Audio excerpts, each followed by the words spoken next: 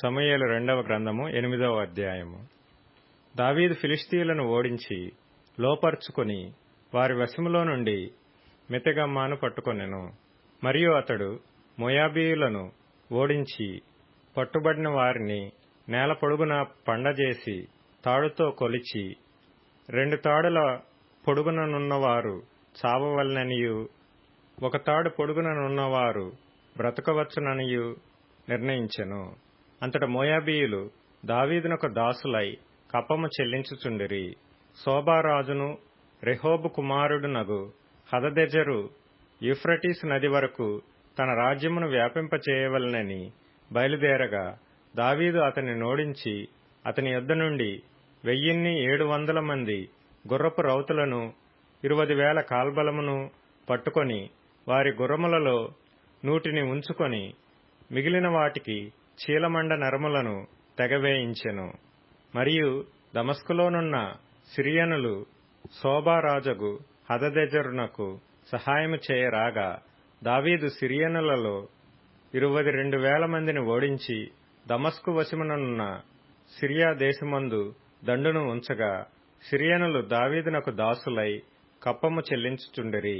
దావీదు ఎక్కడికి పోయినను యెహోవా అతనిని కాపాడుచుండెను.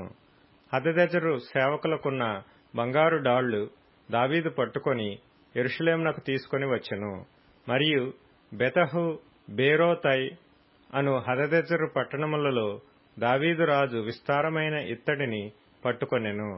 దావీదు హదదెజరు దండు అంతయు ఓడించిన సమాచారము హమాతు రాజైన తోయికి వినబడెను. హదదెజరునకును తోయికిని యుద్ధములు జరుగుచుండెను గనుక దావీదు హదదెజరుతో యుద్ధము చేసి అతనిని ఓడించియుండుట తోయి విని తన కుమారుడగు యోరాము చేతికి వెండి బంగారు ఇత్తడి వస్తువులను కానుకలుగా అప్పగించి కుశల ప్రశ్నలు అడిగి దావీదుతో కూడా సంతోషించుటకై అతనిని దావీదు నొద్దకు పంపెను.